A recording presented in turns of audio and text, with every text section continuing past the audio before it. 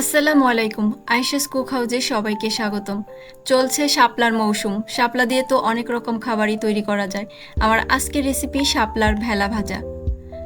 এর জন্য আমি কিছু শাপলা আগে থেকেই ধুয়ে নিয়েছি। এখন এভাবে চারপাশ থেকে আঁশগুলোকে ছাড়িয়ে নিচ্ছি। আঁশগুলো ছাড়ানো হয়ে গেলে আমি এটাকে 2.5 থেকে 3 ইঞ্চি লম্বা করে টুকরো করে নিব। আমি হাত দিয়েই করতেছি। শাপলাটা যদি তরতাজা হয় তাহলে এভাবে হাত দিয়েই করা যায়, বটি বা চাকু কোনো কিছুরই প্রয়োজন হয় না। এই যে আমি সুন্দর করতেছি, একটা দিয়ে মাপ দিয়ে দিয়ে এরকম করে আমি সবগুলো টুকরো করে নিব।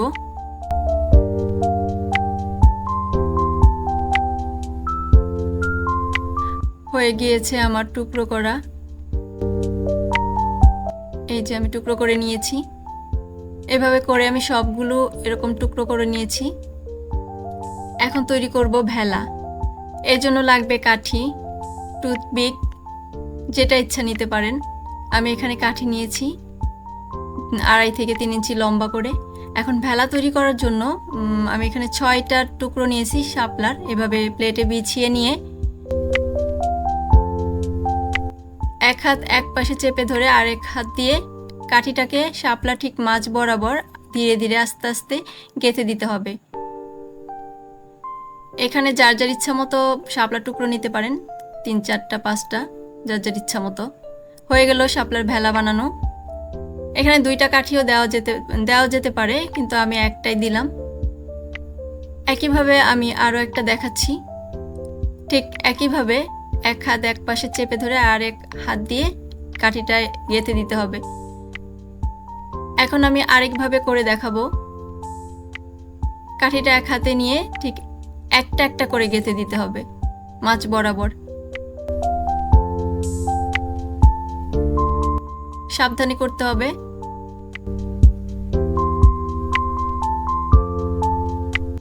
হয়ে গেল আমার আরেকটা শাপলার ভেলা। এভাবে আমি সবগুলো করে নিয়েছি। এখন শাপলার ভেলাগুলো ভাজার জন্য একটা ব্যাটার লাগবে। ব্যাটার তৈরির জন্য আমি নিয়েছি 1 কাপ বেসন। সেই সাথে দিচ্ছি আমি আতপ চাল। আধা ঘন্টা ভিজিয়ে রেখে এটা বেটে নিয়েছি, সেটা দিয়ে দিলাম 1 কাপ। এখানে চালের গুঁড়াও ব্যবহার করা যেতে পারে। সাথে দিচ্ছি লাল মরিচের গুঁড়া 1/2 চা চামচ, হলুদ গুঁড়া 1/2 চা চামচ, জিরা গুঁড়া 1 চামচের 4 ভাগের 1 ভাগ, ধনিয়া গুঁড়া 1 চা চামচের 4 ভাগের 1 ভাগ, লবণ পরিমাণ মতো, আর কালো জিরা, গোটা কালো জিরা 1 চামচের 4 ভাগের 1 ভাগ, কর্নফ্লাওয়ার 1 চামচ, 1 চা চামচ। এটা অপশনাল, চাইলে বাদ দিতে পারেন। তারপর পানি দিয়ে দিলাম।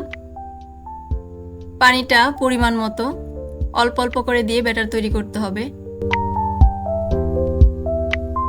এখন একটা কাঁটা চামচ দিয়ে আমি নেড়ে নেড়ে ব্যাটারটা তৈরি করে নিব। হয়ে গিয়েছে ব্যাটার তৈরি। খুব বেশি পাতলাও হবে না, আবার একেবারে আঠালো হবে না। এখন ভেলাগুলো ভাজার জন্য চুলায় একটি প্যান বসে তাতে দিয়ে দিলাম 1 কাপ তেল। তেলটা গরম হয়ে আসলেই এতে ভেলাগুলো একে একে ব্যাটারে ডুবিয়ে তারপর তেলে ছেড়ে দিচ্ছি।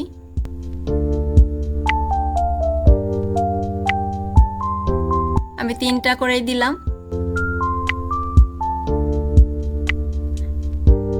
এখন এক পাশ একটু লাল হয়ে আসলে অপর পাশ উল্টে দিতে হবে। এভাবে 2 পাশে উল্টে ভেলাগুলো ভেজে নিতে হবে।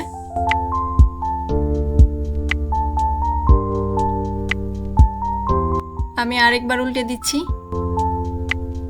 এই পাশটা সুন্দর মতো লাল হয়েছে, অপর পাশটাও এরকম কালার হলে আমি নামিয়ে ফেলবো। শাপলার ভেলা ভাজা খুবই সুস্বাদু, গরম গরম তো আরও বেশি সুস্বাদু। খুব ঝটপট করে বানানো যায় অল্প উপকরণ দিয়েই। নামিয়ে নিচ্ছি।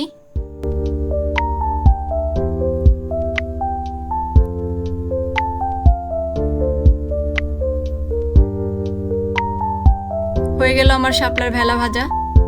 ভিডিওটি দেখার জন্য ধন্যবাদ। কথা হবে অন্য কোনো নতুন রেসিপি নিয়ে।